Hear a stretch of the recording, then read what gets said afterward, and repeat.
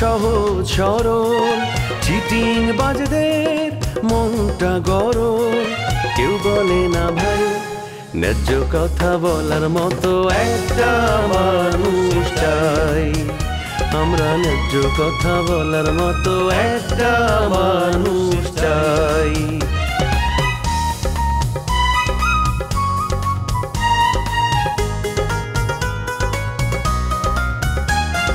সৎ মানুষের ভাঙ্গা বাড়ি, ধান্দা বাজরা নেয় যে গাড়ি, কেমন নিয়ম ভাই উচিত কথা বলার মতো একটা মানুষ নাই।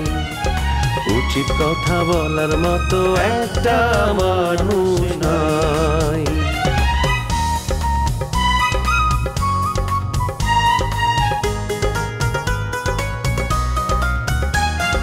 চোরের মায়ের বড় গলা, মিথ্যা দিয়ে সত্য বলা, ভদ্রলোকের ভাই এক সমাজেই বাস করে ভাই চিটার এন্ড জেন্টলম্যান।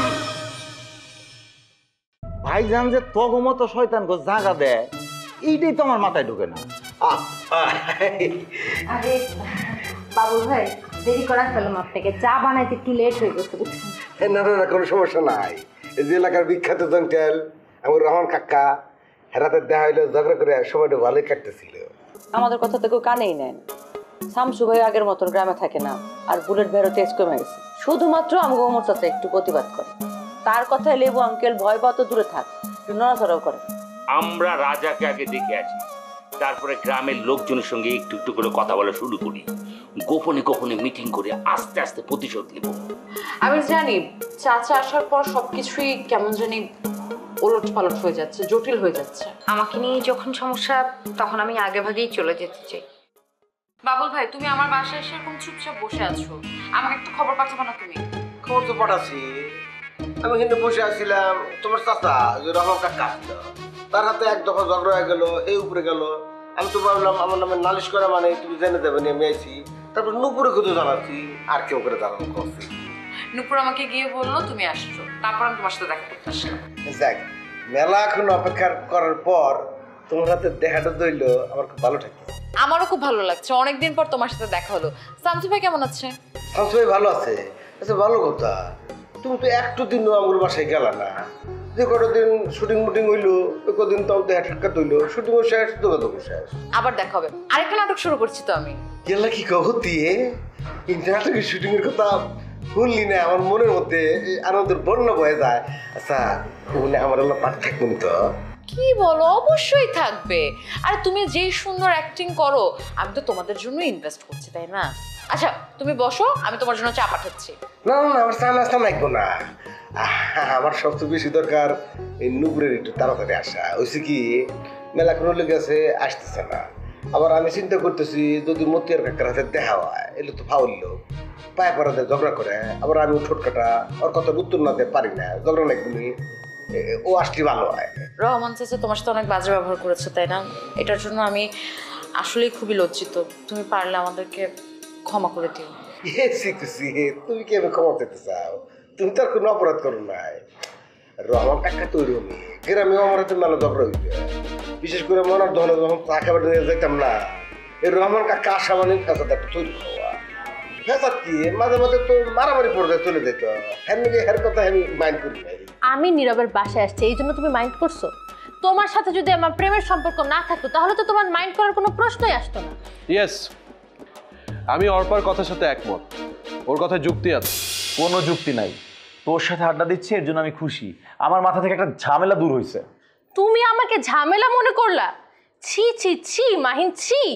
আমার প্রতি তোমার কোনো বিশ্বাস নাই? এতদিন তাহলে আমি কিসের প্রেম করলাম? আমি বুঝতে পারছি আমার প্রেমের মানুষ বাছাই করাই ভুল ছিল। হয়েছে, থাক, আর অ্যাক্টিং করতে হবে না।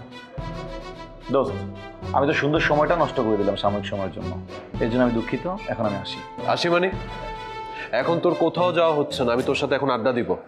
আপনারা দুইজন মিলে আড্ডা দেন। আমি যদি এখানে থাকি, মাহিন তো একদম জ্বলে পুড়ে অঙ্গার হয়ে যাবে। অঙ্গার হওয়ার প্রশ্নই আসে না।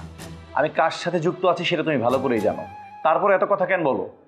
আচ্ছা দোষ, তোর সাথে কার প্রেম?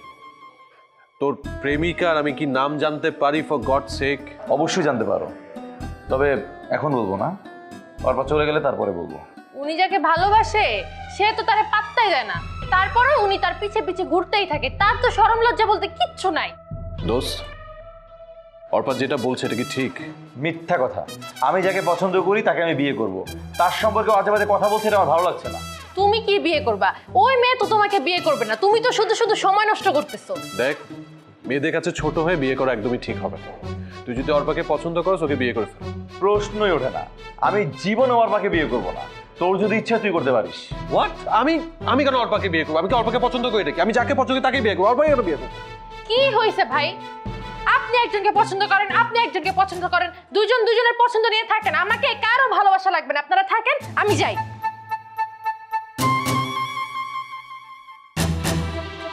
দোস্ত, শি ইজ টু ডেঞ্জারাস। আমি যদি একটু পরে আসতাম তাহলে তো বিপদে পড়ে যেতি। আমি তো সেন্স করছিলাম, এই জন্য তো তোকে ডেকে আনলাম। আচ্ছা শুন, চল আটা দিই। হ্যাঁ তুই বয়, আমি একটু চেঞ্জ করে আসি। ঠিক আছে, যা। ওকে। আজকে তোকে বাঁচাই দিছি আমি। আচ্ছা তুমি বসো, আমি তোমার আপ্যায়নের ব্যবস্থা করছি। না না, আমরা আপ্যায়ন লাগবো না, নূপুরে তাড়াতাড়ি পাঠা দিলে আমি খুশি। নূপুর এই দেখ। বাবু ভাই, আমি এসে গেছি। সরি, একটু দেরি করে ফেললাম আপনাকে, মাইন্ড করেন নাই তো? নুপুর, তুমি সত্যি সত্যি চলে যাচ্ছ? তুমি চলে গেলে আমি আবার একা হয়ে যাবো। কে একে একে মনে করবো কে? শুনো, তোমার যখন খারাপ লাগবো তাহলে কুসুমগুর বাড়ি যাবা, আমগুর বাড়ি যাবা। আমগুর বাড়ি তো হেভি আড্ডা হয়, ওখানে গেলে মন ভালো হয়ে যাবো। না, শিউলি তো গ্রামে গেছে, কুসুম একা ঢাকায়।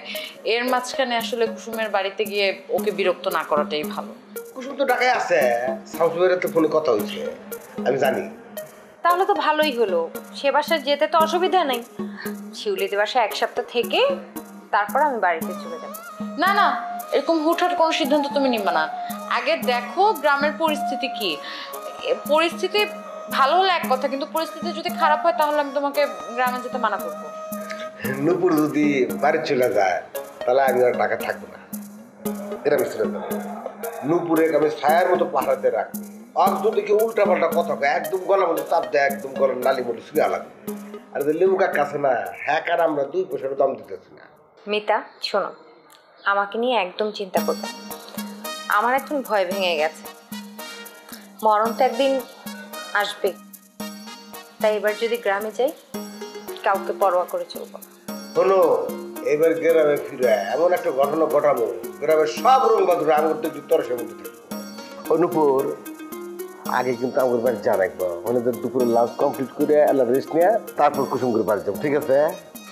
আচ্ছা আচ্ছা ঠিক আছে, আসি। গেলাম তাহলে। হ্যাঁ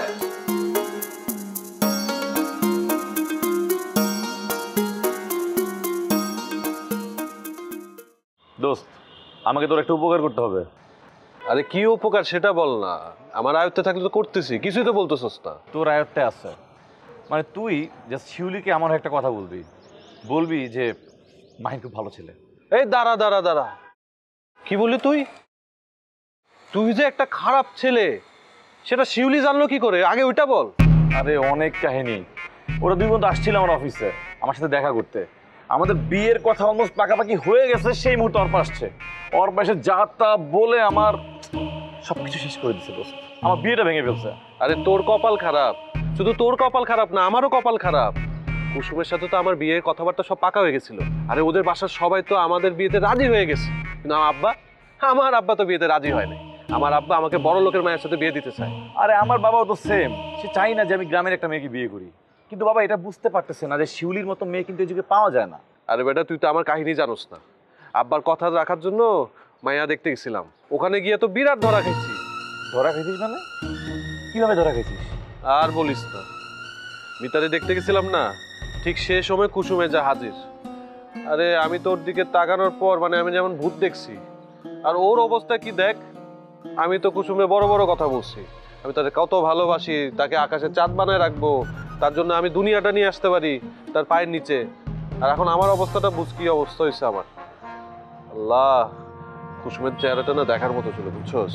মানে একদম কালো হয়ে গেছে, আমার দিকে তাকাইতেই পারতেছিল না, কষ্ট করে হাসছে, আমি বুঝছি তো অভিনয় করতেছিল। বলিস কি? এ তো পুরো বাংলা সিনেমার গল্প। তুই তখন কি করলি? আমার শরীরের রক্ত একদম শীতল হয়ে গেছিল, কি করব সেটাই বুঝতে পারতেছিলাম না। কিভাবে যে আমি ওখান থেকে বাইরে হয়ে আসছি একমাত্র উপর আল্লাহ জানে। আচ্ছা, কুসুমের সাথে মিতার সম্পর্ক কি রে? আরে বেটা, মিতা শিউলির বান্ধবী। আমি যদি আগে জানতাম তাহলে জীবনে ওখানে যেতাম না। এখন তো আমার অবস্থা বুঝ, আমার তো এই কুলো গেছে সে কুলো গেছে, মহা বিপদের মধ্যে আছি বন্ধু। তুই তো বিরাট মাইন্ডকে চিপে পড়ছিস। আচ্ছা, মানে যারে দেখতে গেছিলি তার কি অবস্থা? তোর সাথে যে কুসুমের প্রেম, সেটা কি তোর হবু বউ জানে? বন্ধু, মিতাকে হবু বউ বলা যাবে না। মিতা কঠিন একটা মেয়ে। মিতা যা বলে মুখের উপরে বলে, ঠুস ঠুস করে বলে দেয়। হ্যাঁ, অবশ্য যা বলে যুক্তিসঙ্গত বলে, খারাপ লাগে না, শুনতে ইচ্ছা করে। আচ্ছা, তুই ওই মেয়েকে বিয়ে করবি না এই কথা বলছিস? না, এখনো বলি নাই, তবে তাদের বাসায় আবার যাচ্ছি। আমার জীবনে যা যা সত্যি ঘটনা আছে সবগুলো তাদের সামনে উপস্থাপন করবো, খুলে বলবো। হ্যাঁ, এটাই ভালো। তুই যা, যে কুসুমের সাথে তোর সম্পর্কের কথাটা বল, ওকে ঝুলিয়ে রাখা তো ঠিক হবে না। দোস্ত, আজকেই যাচ্ছি। আমি না ঠিক করছি, আমি আমার জীবনের সমস্ত কথা আর গোপন করবো না, যা আছে সব বলে দিব। সত্য কথা বললে ভুল বুঝবে না। দোস্ত, অনেকক্ষণ তো তোর বাসায় আড্ডা দিলাম, এখন যাই। আরেকটা কথা, তুই কিন্তু আমার বাসায় আসবি, দুই বন্ধু মিলে একসাথে গল্প করবো, আড্ডা দিব। আরে না রে, কুসুমকে হারায় আড্ডা দিতে ভালো লাগে না। দোস্ত, তুই কোনো চিন্তা করিস না। মানে শিউলির সাথে আমার বিয়ে হলে তো কুসুম আমার শালি হবে, আর আমার শালিরে আমার বন্ধুর হাতে আমি তুলে দিব। দুলাভাই হিসেবে এই কাজটা আমি করবই, আমি তোর এটা ওয়াদা দিলাম। দোস্ত, দোস্ত, থ্যাংক ইউ সো মাচ। মানে তুই আমারে বাঁচাইলি, বুঝছো? আমি না কি টেনশনে ছিলাম। তুই টেনশন করিস না, এটা আমার উপর ছেড়ে দে। আচ্ছা চল, আর দেরি না করি তাহলে। চল চল, আয়। এনুপুর, শোনো, পয়লা আগে আমরা একটা ভালো রেস্টুরেন্টে ঢুকবো। ওখানে যে চাইনিজ মানে নামটা দেয় না, না খামু, তারপর আমার বাড়িতে তোমার খাবো। না বাবুল ভাই, এখন আর চাইনিজ খেতে ইচ্ছে করছে না, মন মেজাজটা ভালো নেই। সত্যি বলতে কি, এতদিন ধরে একটা বাসায় ছিলাম, আমার একটা মায়া তৈরি হয়ে গেছে। এখন হুট করে এভাবে বাড়ি থেকে চলে যাবো, এটা ভাবতেই খুব কষ্ট লাগছে। না, কষ্ট তো লাগবো।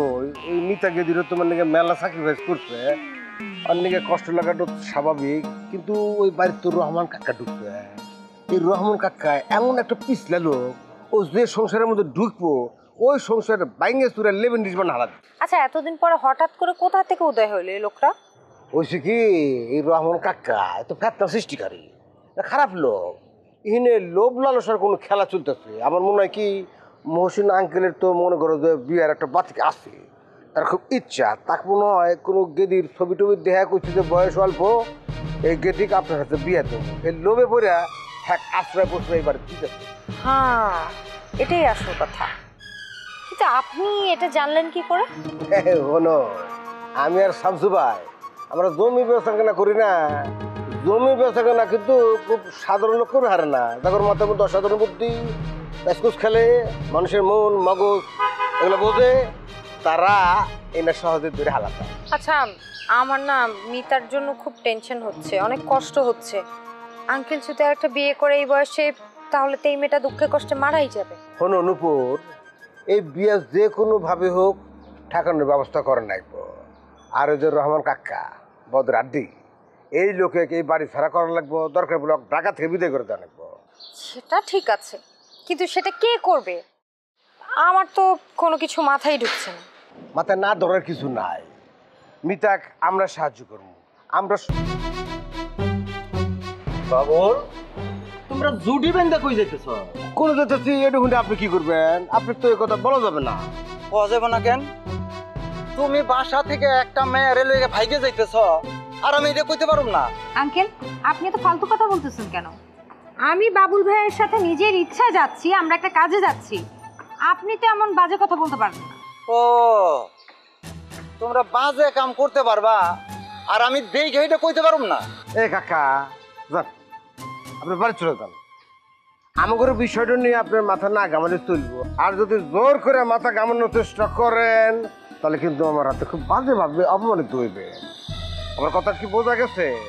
আপনি এমন একটা জংটাল মানুষ, মানে এত খারাপ, এই আপনার কারণে, শুধু আপনার কারণে নূপুরের কাছে বাড়ি ছাড়া রাজা ভাই ঘুরে বাড়িতে ওঠে নাকি। রাজা একজন পাগল মানুষ, ওর বাসায় তোমরা নিরাপদে থাকতে পারবা। রাজার দুই বোন তোমারে খুব পছন্দ করে, এটাও আমি জানি। কে পছন্দ করে কে করে না সেটা আপনার কাছ থেকে জানতে হবে।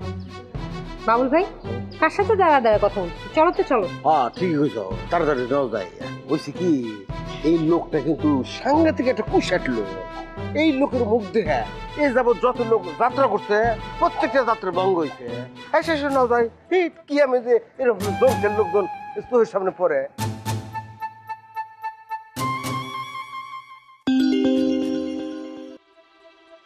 হ্যালো, কে বলছেন? আমি নীরব বলছি, আমাকে চিনতে পারছেন? অবশ্যই চিনতে পেরেছি। তো হুট করে ফোন দিলেন যে, কি ব্যাপার? আমার ব্যবহারে আপনি মনে হয় অনেক কষ্ট পেয়েছেন, জাস্ট ক্ষমা চাওয়ার জন্য ফোন করলাম। কোনো দরকার ছিল না। আপনি কিন্তু আমার সাথে সাধারণ আচরণ করেছেন। আপনি কখন খারাপ ব্যবহার করলেন এটা ঠিক আমি বুঝতে পারিনি। আপনি ঠিকই বুঝতে পারছেন, এড়িয়ে যাচ্ছেন। আমি বাসায় এসে একটু চিন্তা করলাম, খুব অনুতপ্ত লাগছিল, ভাবলাম আপনার সাথে একটু কথা বলা দরকার। কথা না বললেও পারতেন। আমার সাথে খারাপ ব্যবহার করলেও কি আর না করলেও কি কোনো কিছু ম্যাটার করে? একদমই ম্যাটার করে না। আরে ম্যাটার করবে না কেন? আমরা তো দুইজনই মানুষ, আমরা তো জড় পদার্থ না, আমাদের মধ্যে তো একটা ইমোশনস কাজ করবে, তাই না? আপনি আমাকে কি বোঝাতে চাচ্ছেন আমি কিন্তু বুঝতে পারছি না। আপনার সাথে আমার কোনোদিন দেখা হবে? দেখাও হবে না, কথাও হবে না। আপনি আমাদের বাসা থেকে যাওয়ার সাথে সাথে আপনি আমার মাথা থেকে ডিলিট হয়ে গেছেন। আপনি তো ভীষণ কঠিন মেয়ে। আমি তো আপনাকে এক নজর দেখার পরে আমার মাথায় আপনাকে লোড করে ফেলেছি। আপনার কথা, আপনার হাসি, আপনার চোখ, মোট কথা আপনার পুরো এন্টায়ার পার্সোনালিটি আমার এখন মাথায় ঘুরপাক খাচ্ছে। এত কিছু লোড করে রাখলে মাথায় তো চিন্তায় ফেটে যাবে। যে জিনিসটা অপ্রয়োজনীয় সেই ভিডিওটা মাথা থেকে ডিলিট করে ফেলতে হয়। দেখেন, আমি এত সহজে আমার স্মৃতিগুলো মুছতে চাই না। আপনার সাথে আমার দেখা হয়েছে এবং এটা আমার জীবনে একটা সুন্দর অধ্যায়। তার মানে আপনি কি বলতে চাচ্ছেন? আমাকে আপনার পছন্দ হয়েছে? অবশ্যই পছন্দ করেছি। আপনাকে অপছন্দ করার সাধ্য কি আমার আছে? পছন্দ হলে আমার ফ্যামিলির সাথে কথা বলেন। আমি ফ্যামিলির সাথে কথা বলবো না, আমি সরাসরি আপনার সাথে কথা বলবো। কিন্তু আমি তো আপনার সাথে কথা বলবো না। বিয়ে শাদী সংক্রান্ত যে কোনো ব্যাপারে আপনার কথা বলতে হলে আপনি আব্বার সাথে কথা বলেন। ওকে, তার মানে আমি ধরে নিই যে আমাকে আপনার পছন্দ হয়। আমাকে পছন্দ না হলে জোর করে আমাকে পছন্দ করানোর কোনো প্রয়োজন নেই। আমি ব্যক্তি স্বাধীনতায় বিশ্বাসী এবং আমি কারো ব্যক্তি স্বাধীনতায় হস্তক্ষেপ করতে চাই না। এত কিছুই যখন বুঝে গেছেন তাহলে ফোন করলেন কেন? আমাকে পরীক্ষা করার জন্য? আরে না না, আমি আপনার পরীক্ষা নিব কোত্থেকে? আপনি আগে ভাগেই পাস। আমি জাস্ট আপনার সাথে কথা বলে আপনাকে সরি বলতে চাচ্ছিলাম। সরি বলার জন্য ফোন দিয়েছি। ফোন করার জন্য ধন্যবাদ। আমার একটু জরুরি কাজ আছে, এখন রাখি। অবশ্যই রাখতে পারেন, তবে আপনার সাথে দেখা হওয়াটাও জরুরি। কোথায় দেখা হবে সেটা একটু বলবেন? দেখা করতে হলে আপনার আমাদের বাসায় আসতে হবে। আবার বাসায় আসবো? আচ্ছা, বাইরে কোথাও বসলে হয় না? বাসার বাইরে দেখা করা আসলে আমার পক্ষে সম্ভব না। আপনি ইচ্ছে করলে বাসায় এসে আমার সাথে দেখা করতে পারেন। আপনি ভারী বিপদে ফেললেন। আমি ভাবছিলাম কোনো রেস্টুরেন্টে আপনার সাথে দেখা করবো। এটা আসলে সম্ভব না, আমি কারোর সাথে রেস্টুরেন্টে দেখা করি না। ওকে ফাইন, কি আর করবো, তাহলে আপনার বাসাতেই আপনার সাথে দেখা হবে। ঠিক আছে, আপনি আসেন, তবে আসার আগে একটু আমাকে জানায় আসেন কোন দিন আসবেন, কখন আসবেন, কারণ আমি তো বাসার বাইরে থাকি, তাই খবর দিয়ে আসাটাই বেটার। অবশ্যই জানিয়ে আসবো। আপনার সাথে কথা বলে আমার ভীষণ ভালো লেগেছে। আপনার কেমন লেগেছে সেটা আপনি বললেন না কিন্তু। বলতে পারবো না, ভালো মন্দ মিলিয়ে যে অনুভূতি হয় তাই। রাখি। ঠিক আছে, থ্যাংক ইউ। বাবা রে, এমন কঠিন মেয়ে তো লাইফেও দেখি। কেন কেটে তুকলু কত নাই বার্তা নাই, তুই হঠাৎ করে আবার কোন থেকে এসে আদর হলি? বিলেট থেকে আইছি। বিলেট থেকে বাসায় তালা দিয়েছেন, এটা আমার ফোনে জানাবেন না? আসলে তো জগলু, তুমি না বাড়িতে গেছিলা, কখন আসলা? ওখানে গিয়ে তো বিরাট বিপদে পড়ছি, কোনো কাজ করবো না, খামু কি? খুব ভালো কাম করছে।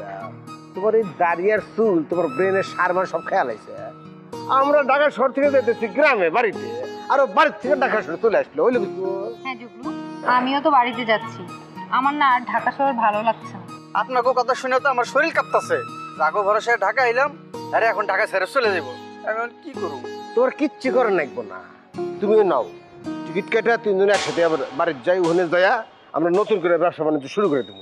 আপনার ব্যবসার সাথে আমি এখন নাই। শামসু বসে ব্যবসা ছেড়ে দিয়ে আমার হাতে হ্যারিকেন ধরে দিছে।